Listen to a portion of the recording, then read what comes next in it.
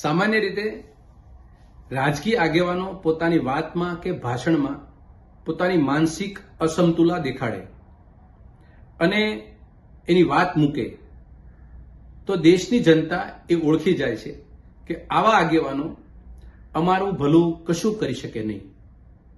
છેલ્લા 10 વર્ષથી ભાજપાની સરકાર દેશમાં છે. 25-27 વર્ષથી ગુજરાતની અંદર ભાજપાની સરકાર છે. એને ભાજપવાળા ડબલ એન્જિનની સરકાર બોલે છે. આવી સરકારમાં ચૂંટણીના માહોલમાં પ્રધાનમંત્રી શ્રી ગુજરાતમાં આવે છે અને લોકસભાની 7મી મે 2024ના રોજ ચૂંટણી છે. એના મત માંગવા માટે ગુજરાતની 6.5 કરોડની જનતા વચ્ચે કોંગ્રેસની વાતને લઈ એવું બોલે છે કે જો કોંગ્રેસની સરકાર આવશે તો એ તમારા ઉપર 50% ટેક્સ નાખશે અને એના કારણે તમારી જમીન જે છે 10 એકર હોય તો એ 5 એકર લઈ જશે. તમારી પાસે 2 ભેંસ હોય તો 1 ભેંસ એ લઈ જશે. સામાન્ય રીતે આ વાતનું આપણે વિશ્લેષણ કરીએ તો આ વાતની અંદર પ્રધાનમંત્રી અને ભારતીય જનતા પાર્ટીમાં સત્તા જવાનો એક ભય એની શબ્દોમાં ચમકે છે. ડરી ગયેલી ભારતીય જનતા પાર્ટી છે. ખુદ પ્રધાનમંત્રી પોતાની જાતને શબ્દોમાં જ્યારે બહાર મૂકે છે ત્યારે સ્વીકારી લે છે કે આવનારી સરકાર 2024માં કોંગ્રેસની સરકાર બની રહી છે. સામાન્ય રીતે જનતા પાસે એના પોતાના કાર્યકાળના 25 વર્ષ ગુજરાતના અને દેશમાં જે રીતે 10 વર્ષથી કેન્દ્રમાં શાસન વ્યવસ્થા કરે છે એમાં 2014 અને 19ની અંદર ખેડૂતો પાસે, જનતા પાસે, લોકો પાસે જે રીતે મત માંગ્યા હતા, વચનો આપી, એ વચનો કયા હતા? સામાન્ય રીતે હું તમને ખેડૂતની વાત કરું અને ખેતીના વિષયને લઈ એમને એવું કીધું હતું 2014ની અંદર એક સરસ મજાનું સ્લોગન બહાર પાડ્યું હતું, બહોત હુઆ કિસાન પર વાર, અબ કી બાર મોદી સરકાર. આનો મતલબ શું થાય? કિસાન ઉપર કોણ વાર કરતું હતું અને 10 વર્ષની અંદર કિસાનો બાબતમાં એને શું કર્યું? 600 ખેડૂતોના મૃત્યુ દિલ્હીના સીમાડાઓ પર કયા કારણોસર થયા?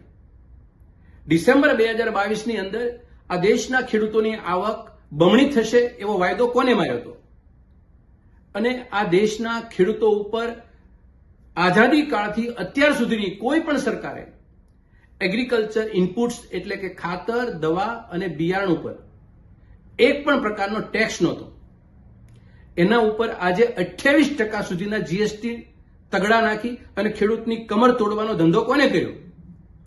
આ માનસિકતા, આ વાત આપણે દેશના ખેડૂતોની સામે મૂકતા નથી. આપણે 10 વર્ષમાં શું કર્યું એની વાતનો પરચો કરાવતા નથી. માત્ર ધર્મ આધારિત, માત્ર મુસ્લિમ ધર્મ વિગ્રહની વાતો, ધાર્મિક ધ્રુવીકરણ, આ મુદ્દાને લઈ અને ભારતીય જનતા પાર્ટીની સરકાર અને એના આગેવાનો ગુજરાતની અંદર સામાજિક જે સમરસતા છે એને તોડવાનું કામ કરી અને સત્તા ઉપર ટકી રહેવાનો આ એક પ્રચારનો એક માધ્યમ બનાવીને બેઠી છે. બીજી વાત, છેલ્લા 10 વર્ષની અંદર ને ગુજરાતમાં 27 વર્ષમાં ખેડૂતો માગે ત્યારે પાણી, ખેડૂતો માગે ત્યારે એની વીજળી, ખેડૂતોના પાકના પોષણક્ષમ ભાવ, ખેડૂતોને પાકની વીમાની પરિસ્થિતિ કે પછી એને કોઈ પણ પ્રકારની પાકની સુરક્ષાને લઈ 25 વર્ષે આજે ખેડૂત કેમ પીડાય છે? આ મુદ્દા ઉપર ચર્ચા કરવાને બદલે ખેડૂતોને આપણે શું આપી શક્યા છીએ અત્યાર સુધીની આપણી સરકારોમાં, એ મુદ્દો મૂકવાને બદલે કોંગ્રેસની સરકાર આવશે તો તમને આમ જુલમ કરશે, તમને આમ કરશે, તમારા ટેક્સ વધારશે, તમારા ઘરમાંથી આ લઈ જશે. આ વાસ્તવિકતા આ દેશના અને રાજ્યના ખેડૂતો હવે ઓળખી ગયા છે. એટલે દેશના ખેડૂતોને અને આમ જનતાને હવે છેતરવા માટે ભારતીય જનતા પાર્ટીનો કોઈ પણ કિમિયો કામમાં આવી શકે એમ નથી.